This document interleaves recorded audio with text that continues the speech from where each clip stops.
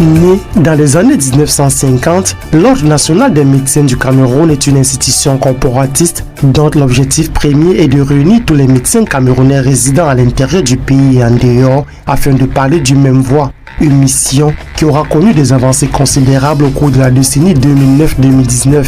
Période d'abord de tristesse pour l'ordre puisque la structure doit faire face au décès du docteur Mouna alors que celui-ci est en cours de mandat. L'une des figures emblématiques de la cause médicale passe de vie à trépas.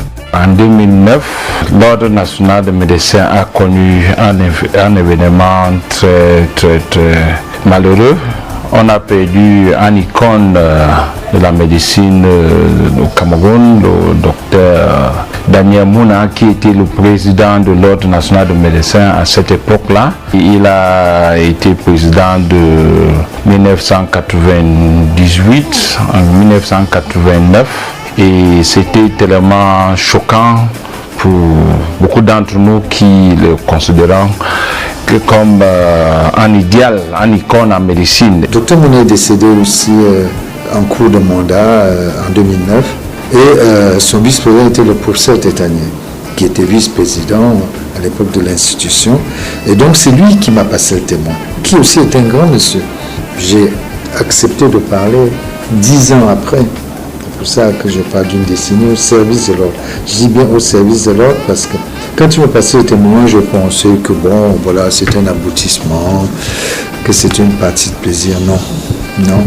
Je ne suis pas très sûr que, à y repenser, j'aurais accepté de la même manière. Parce que mon activité personnelle en a souffert.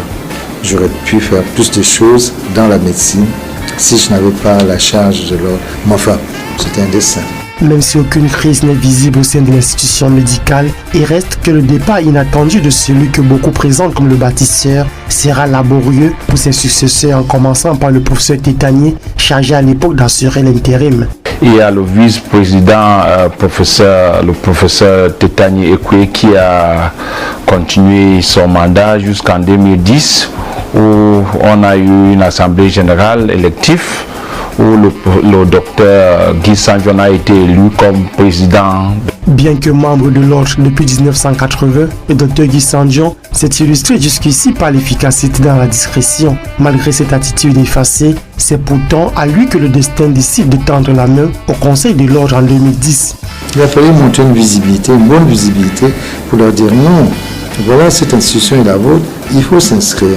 Donc on a fait cela pendant tout ce temps-là.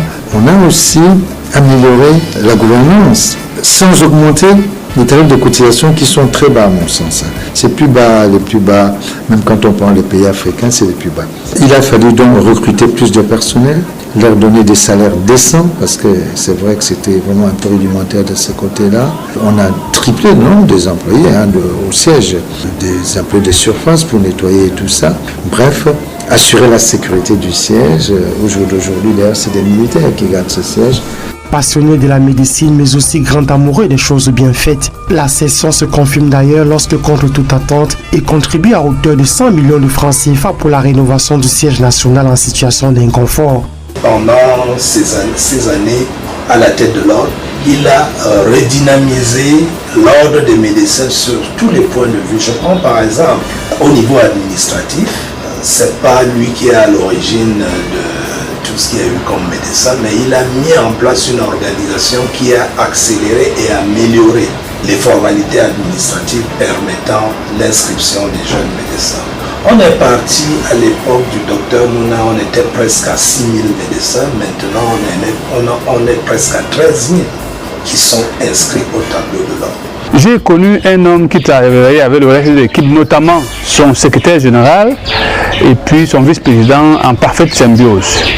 J'ai en souvenir qu'il s'appelait pratiquement tous les jours, 1 heure de temps, au moins 30 minutes par là, pour essayer d'harmoniser les choses avec une symbiose de travail, une vraie collaboration et une atmosphère qui m'a beaucoup marqué. Alors nous avons acquis un siège qui avait été payé en partie par le prédécesseur du président Guy Sanjon, parce que c'est de lui qu'il s'agit, qui est le président actuel. Alors, il avait payé 100 millions sur les 150 millions que valait l'immeuble. Il a donc payé au cours d'une assemblée générale 50 millions. Ça, c'était d'abord la première des choses. Donc, j'ai vu cette spontanéité-là. C'était très bien.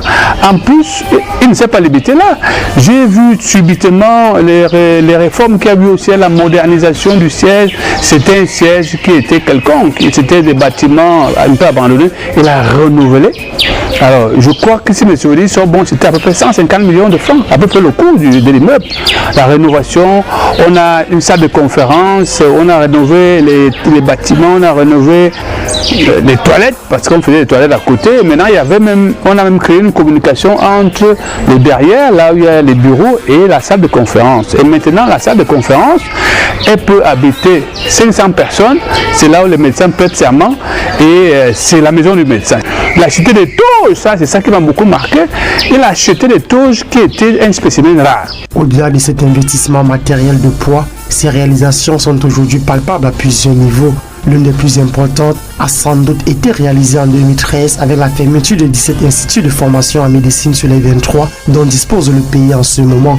Un grand coup pour l'ordre après moult tractations auprès des pouvoirs publics. Alors nous avions demandé 5 choses.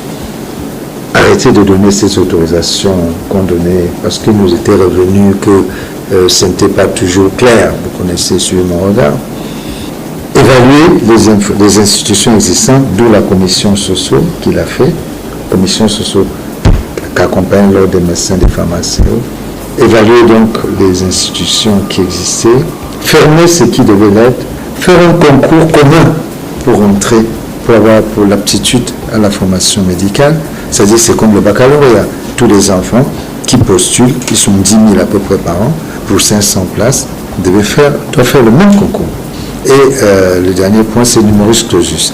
Pourquoi numerus clausus? Parce qu'il faut limiter le nombre d'accès des enfants. Okay? Alors nous sommes basés sur les documents pour la stratégie, la croissance et l'emploi de l'époque qui disait que avec 500 médecins formés par an, on est émergent en 2035. On s'est rendu compte qu'il y avait des écoles de médecine qui poussaient de partout. Alors, l'autre s'est saisi du problème et nous sommes montés au créneau pour dire que non, on ne peut pas vulgariser la formation des médecins comme ça, on ne peut pas la bâcler. Et nous avons été amenés à fermer 17 établissements qu'on appelle les IPES qui avaient été autorisés, je dis bien par le gouvernement, je pèse mes mots, pour que la formation universitaire se passe. Alors, l'ordre s'est rendu compte que si la formation est bâclée à ce niveau-là, ce serait des formations mal faites et l'ordre est donc monté au connaît pour dire non. Alors, il y a eu cette plateforme-là qui a fait une espèce d'audit. On est passé dans toutes ces formations, on a fermé donc 17 sur les 23 qui existaient, y compris les facultés d'État.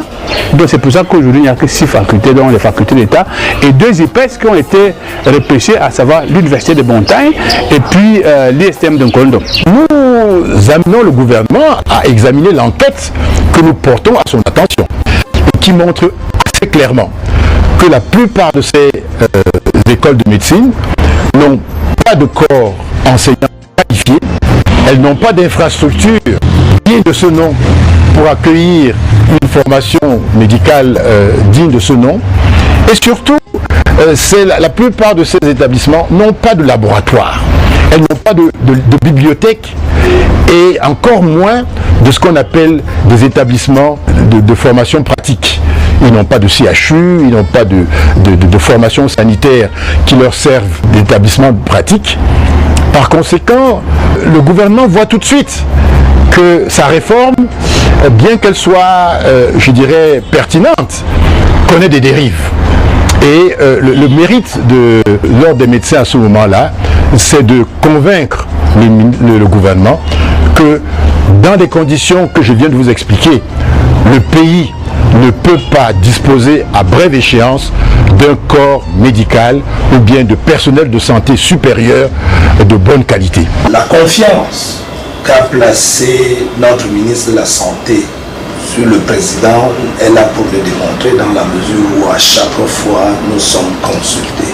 Chaque fois qu'il y a un événement, il y a un problème, il y a un sujet important, les ordres socio-professionnels, parmi lesquels l'ordre des médecins est, je dirais, consulté. Un style managériel atypique teinté d'une bonne dose de méthodologie concertée, avec en face un État pas toujours facile à manœuvrer. Nonobstant ces prouesses, pas question pour autant d'accroître ses contributions annuelles, lesquelles sont restées de 24 000 contrairement aux pays voisins. Chaque médecin cotise 24 000 par an. C'est ridicule parce que quand on regarde au Gabon, c'est 140 000, 65 000 Tchad et ainsi de suite. Et je n'en parle pas. Même les stomatologues, les dentistes de Yaoundé, du Cameroun, ils paient 75 000. 24 000. Malgré tous ces investissements, il n'a pas accepté qu'on augmente les cotisations. Et bien plus, les jeunes qui sortent, quand ils viennent la première fois, ils ne payent pas. Donc c'est l'autre qui paye les 24 000 francs fois 700, parce que chaque génération, chaque année, ça peut payer 700, c'est gratuit. Malgré ça, le président a réussi à nouer un certain nombre de partenariats avec des sociétés dans notre pays qui permettent de temps en temps de renflouer l'ordre, qui permettent aussi de soutenir nos actions qui peuvent être sociales, la réfection de certains hôpitaux, l'équipement de certains hôpitaux. Le même dynamisme est visible dans la gestion